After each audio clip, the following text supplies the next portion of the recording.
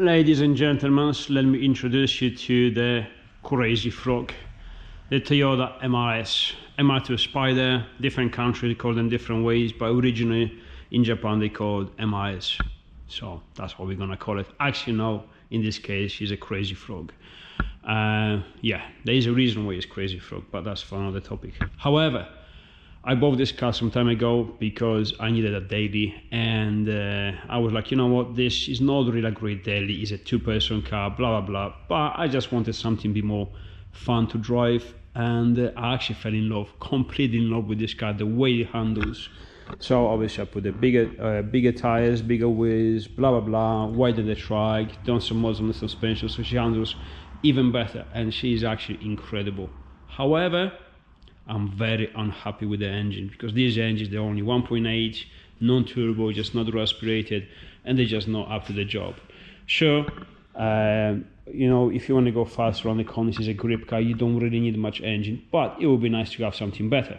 So, and because, as you know, Steve is working on his MX-5, I'm giving him a hand to make this a very cool car. This is actually my old turbo from the van, GT35. Is going to build in one of these engines, because that one is a 2 liter, this one is a 2.5 liter. This is going to be nuts. It's going to be fast, like stupid fast, very responsive, not top up, but very responsive, like just nice. Watch his videos, his space, because yeah, this is going to be very quickly built. He's already got the seats inside and loads of plans, engine and gearbox is already in. However, yeah, back to this.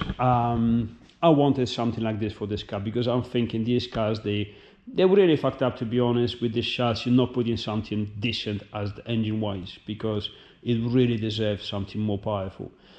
Now, that being said, I've done some research and all this stuff, and I was having in mind a couple of engines.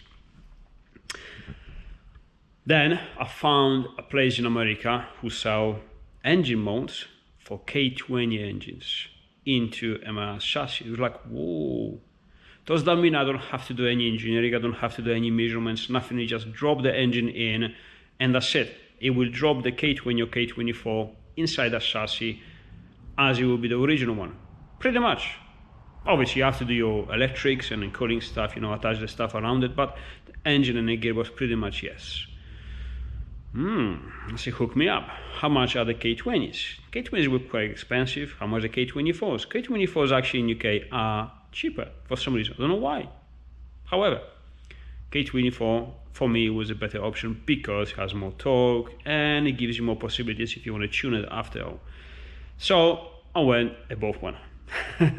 Now, turns out the company that I have asked about the engine mounts, they told me that they will fit my engine and the gearbox, because I told them I have the engine from the UK spec, Honda Accord 2.4 engine and gearbox with a fit the chassis, just to make sure, you know, I don't want any troubles. I know both engine mounts from anyone else in my life. I always make them my own. But this was like, you know, I don't have much time, great time saving, you know, if they have the engine mounts for this engine, I'm going for this engine, because that is the final decision. Because it just makes my job very easy and very fast. Engine mounts arrived, they did not fit the engine or the gearbox at all. The company claimed they had no responsibility whatsoever. They said no, they don't fit the K24 engine from that model. It's like, well, it would be nice if you told me that before I actually purchased those engines, these engine mounts, because, you know, obvious reasons. However, they turned out to be a very bad company, and yeah, whatever. The guy at the end of the discussion told me that next time I should spend my money more wisely. Yeah, you're kind of right, but not spending money with, you know, I don't want to say bad words. However, you know what I want to say. I don't have to. However, back to us. What I did, I managed to change the engine mount brackets. I managed to find EP3 gearbox, which is complete, well, not completely, but slightly different gearbox as a different mount, so I can actually use those engine mounts and all that stuff. Let me show you. We get rubber light so you can see better. This is the engine, low mileage. The gearbox is on. The gearbox mounts, the engine mounts, another gearbox mount. That's the old gearbox. I got the drive shafts, you got the plenum already. Yes, I know, I make my own plenums, but I bought this one very cheap and has already throated body, which is pretty good quality, and I'm gonna start making my own plenum based on this plenum as well, because I will be a hypocrite if I just use a normal plenum, you know. If I'm always bragging about this plenum not being so good. So yes, I'm gonna build my own plenum. I got this kit to eliminate the power steering pump, because these cars, they have the electric power steering pump on the front, so I don't need one on the engine. There's still plenty to go. I still need the bigger injectors, I still need the ECU. However, I got the K20 engine loom, I have the K20 ECU already. I need the K Pro 4 to fit inside the ECU, so it could be fully mappable and fully programmable. What else do I need? A couple of sensors, you know, map sensor and flex fuel, because we want to run a methanol in the fuel, so you need a fuel flex sensor, but you know, it's nearly there. The beautiful thing about this is that, like I say, I can take this engine out and get this engine and throw it in, and then we just smash the chassis. Everything has been done, you know, so I don't have to do it, which is great.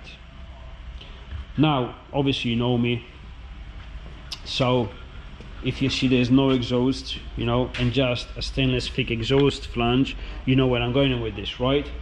And you're completely right. I will not leave it alone. I will not keep it standard. Although standard on these engines, if you put the cams on there and throw the bodies, you can get about 300-350 brakes, which is pretty good for something like this, for a car like this. However, I got something for the engine. This Borg one is actually for the engine, that's why it's here. So, exhaust manifold, turbo, wastegate, and make it about 550, 650 brakes, whatever it's gonna make. On a race fuel, obviously. All sounds good, all sounds exciting. However, when I bought this car at the beginning, my mind went completely different direction. And I went, you know what? Okay, don't freak out.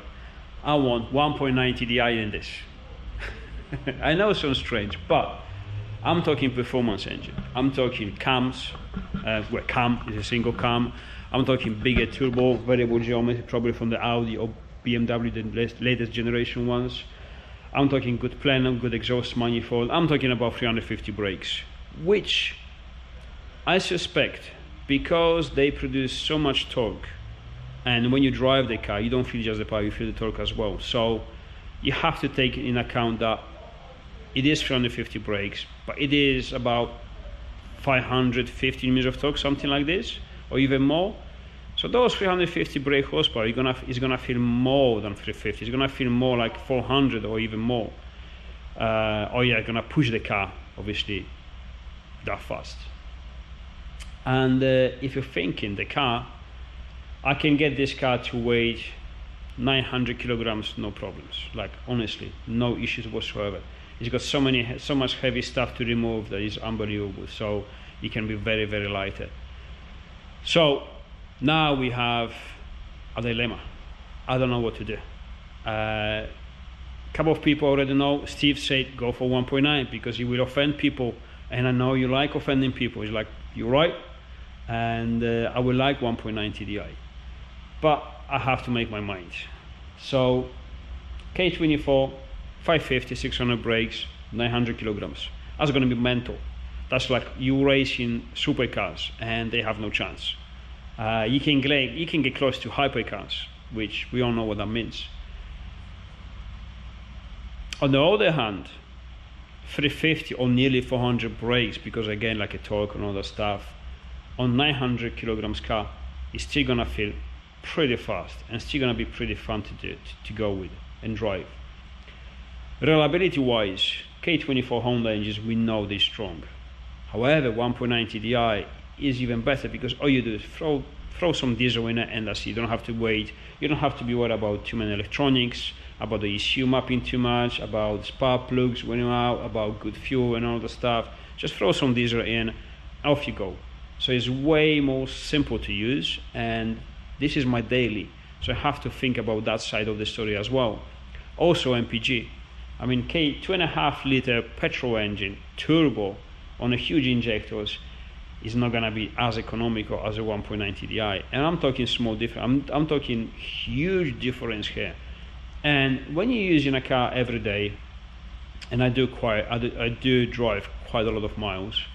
I do between 40 and 50 miles every day, plus weekends and all that stuff. So it kind of makes a difference, you know. I'm not saying this is a priority, but it's something to take in consideration. Now, I have the engine already, because when we bought this car, me and my missus, when we recovered the truck, and bought a complete Bora engine, which is 150 brakes, complete with the gearbox, ECU, the loom, drive shaft, everything, all complete. And then obviously I went, you know, influenced by Steve, by the influence, and, you know, something a bit more exciting, you know, flames and bangs and wastegates and, you know, anti-lag and all that stuff. I was like, fuck it, I want it as well. But now I'm having my second thoughts, and I'm doing the right thing, and I'm going in the right direction. I'm not sure anymore, because my brain goes K24 turbo, 550 brakes. My heart kind of goes 1.9 TDI diesel.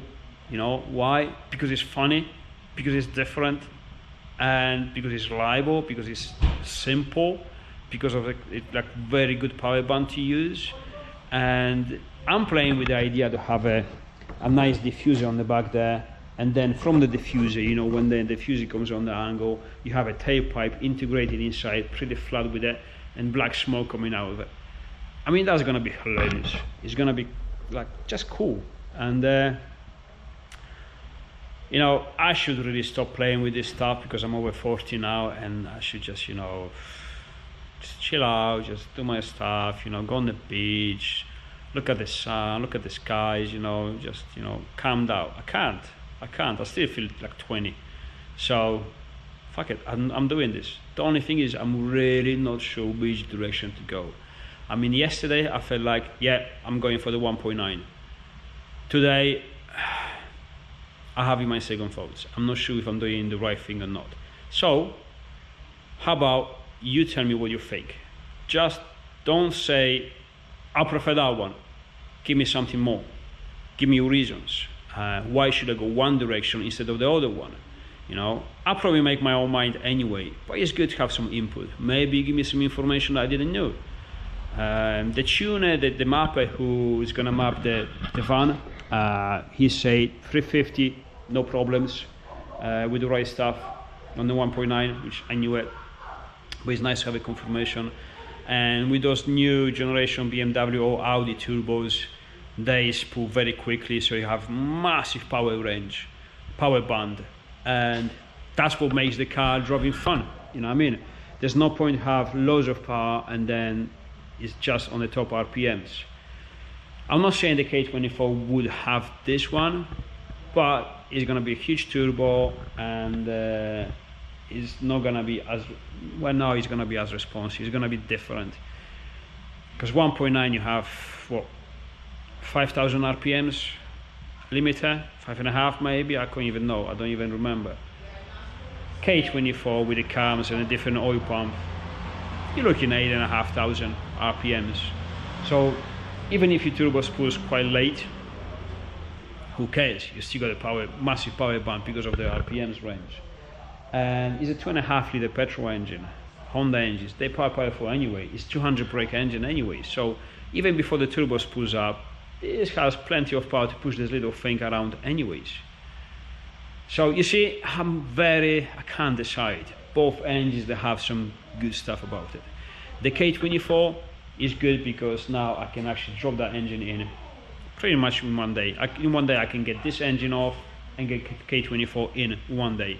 I don't know, obviously wiring and all the stuff, but I already have the wiring. I got the universal wiring that plugs into the standard K20 ECU, into the rest of the loom, and you have few wires, which is your sensors, your ignition, your fuel pump, your starter and all stuff.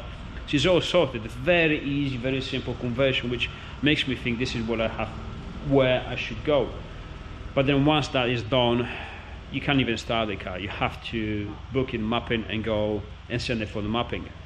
You know, 1.9, it looks like, yes, you have to make your engine mounts, you have to make your wiring loom, which for me is a piece of cake. I made so many of them. It's like I can make one in one day, maybe two top. so that's not an issue. And yes, you still have to do mapping, but you know, it's diesel. You put a bigger turbo, you put a big injector, so you can fire it up. You can take it home pretty much, nearly. You know, you can drive it, not 100% because obviously it needs mapping, but you can just do it and then drive it for the mapping as well.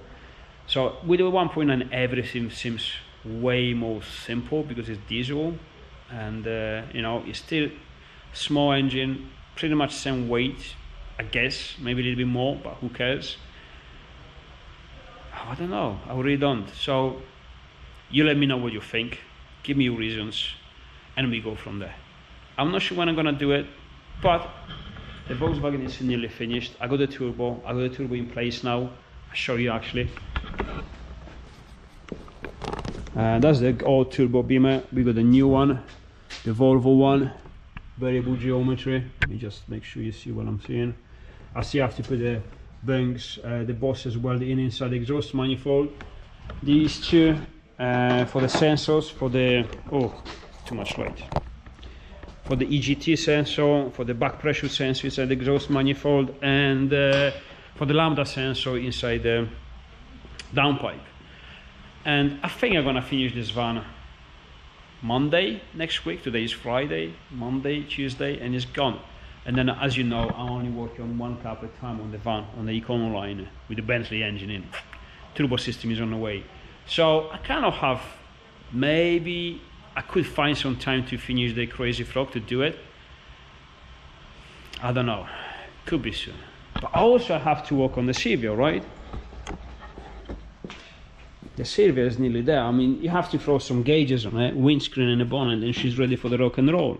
And maybe Silvia was also a little bit of bad influence of the decided to go for the diesel, considering diesel in the Crazy Frog again, because you know, as you know, this is the diesel 2JZ as we call it, as the internet calls it, because I completely agree. I should finish that one as well, but this is only few bits, like a day job, so you know. And that is a truck car, that is a race car, that is not a road legal car. It could be road legal, but never gonna bother. So you know, Crazy Frog is something I can use it, have fun every day.